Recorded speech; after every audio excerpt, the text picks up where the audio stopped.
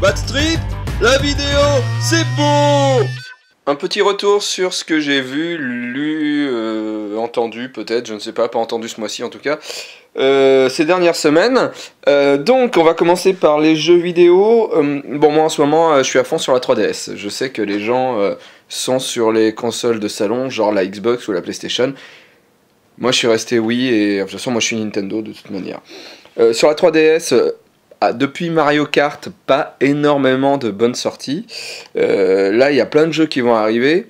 Mais pour l'instant, bon, voilà, on reste un peu sur notre faim. Il y a le One Piece qui est sorti. Alors là, je suis très déçu. Parce que autant les jeux de baston One Piece qui étaient sortis sur la Game Boy, sur la DS classique, Grand Battle, je crois, étaient vraiment pas mal. Pour moi, le meilleur jeu de baston de One Piece de tous les temps, c'est celui qui était sorti sur la console de Bandai, la console portable de Bandai. Là, c'est une adaptation en plus du jeu Wii où c'est rigolo à jouer, mais tu joues, tu finis pas le jeu, quoi. Voilà, tu vas jusqu'au boss, tu testes les personnages, voilà, c'est assez joli, c'est assez bien fait, mais il n'y a pas de fond, et ça, c'est embêtant. Sinon, dernièrement, j'étais pas fan des Resident Evil. Mon Resident Evil préféré c'est le 1 hein, sur la PlayStation. Mais j'ai testé le Révélation sur la 3DS. Alors déjà graphiquement, bon, hein, on peut penser ce qu'on veut du jeu, mais il est super beau. Il est un petit peu lent dans les réactions du personnage, mais je trouve que c'est un peu le défaut des derniers Resident Evil sur toutes les plateformes. Mais le jeu m'a quand même scotché un petit peu et je me suis bien marré. Voilà, un peu difficile encore, comme tous les Resident Evil, mais très beau jeu. Très beau jeu. Mais mon jeu préféré de la 3DS pour le moment, outre bien sûr Mario Kart, c'est Poolbox que vous pouvez télécharger, qui est un puzzle game et qui est vraiment, vraiment, vraiment cool. Je sais, hein, je suis en retard, j'ai vu Drive, voilà. J'aime pas, hein. Un scénario quasiment inexistant qui... On essaie de cacher le scénario inexistant par des longs plans très beaux, voire même des fois caricaturaux vu qu'il y a des ralentis sur un mec de dos avec son blouson avec un scorpion. Le héros est censé avoir la classe, mais il a la classe comme on imaginerait un héros qui a la classe, un petit cure-dent dans la bouche, un blouson machin, qui parle jamais, mais en même temps il n'a pas vraiment la classe. Le scénario, comme j'ai déjà dit, pas très bon. Alors on me dit la BO est magnifique, peut-être, mais moi quand je regarde un film, je veux bien avoir de bonne musique, mais je veux bien avoir un bon scénario aussi, comme un Tarantino sait faire par exemple. Voilà, là c'est creux, c'est extrêmement creux. Alors c'est peut-être joli, mais à force de vouloir faire des scènes extrêmement belles, comme la scène de l'ascenseur, où il lui roule une pelle avant de tuer un mec avec son pied, je m'emmerde. Hein. Vraiment, je m'emmerde. Je me suis vraiment emmerdé. Par contre, je suis en retard aussi, mais j'ai vu Kung Fu Panda 2, et là, je me suis pas emmerdé du tout. Ça n'a rien à voir, mais putain, qu'est-ce que c'est drôle, qu'est-ce que c'est mieux que le 1. Voilà, Kung Fu Panda 2, vraiment cool. Sinon, je suis très fan de Doctor Who, il semblerait. Mais je sais pas à quoi vous le voyez. Et il est sorti les livres, les romans Doctor Who en français. Pour l'instant, 4 romans. L'horloge nucléaire, La nuit des humains, Apollo 23 et L'armée oubliée. L'armée oubliée est un de mes préférés. Bah écoutez, en attendant que Doctor Who revienne, puisqu'il semblerait que la pause dure jusqu'en 2013, je sais pas, j'ai lu ça sur internet, je suis pas sûr de mon coup, mais bon voilà. Franchement, en attendant, c'est pas mal quand même de lire les romans. C'est pas un épisode de Doctor Who, mais c'est plutôt bien fait.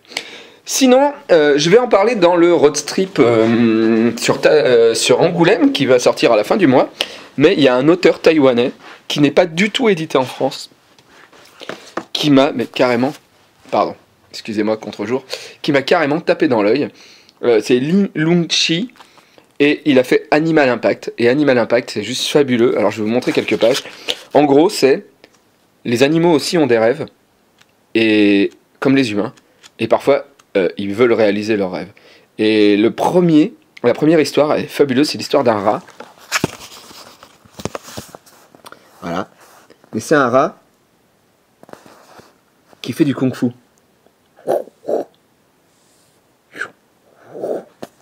Et forcément, il tombe contre un chat, et il est obligé de se battre contre le chat.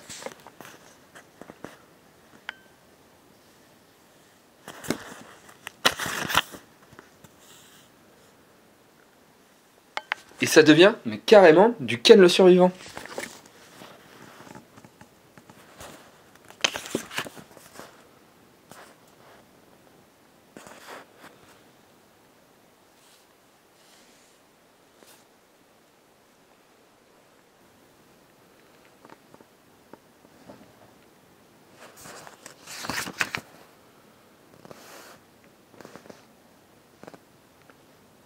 Vraiment, et ça se termine, où enfin ça devient vraiment Ken le survivant.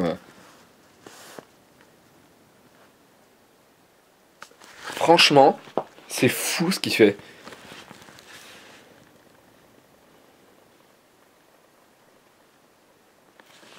J'aimerais vraiment qu'un éditeur l'édite en France, parce que ce mec a du génie.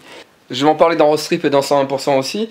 Une jeune fille, Juliette Fournier, a sorti une BD, excusez-moi, aux éditions Emmanuel Proust, qui s'appelle Morphine. Alors comme vous pouvez le voir, une grande inspiration Gunslinger Girl. C'est une Française qui habite à Rennes, qui est l'auteur de cet album. C'est super bien dessiné.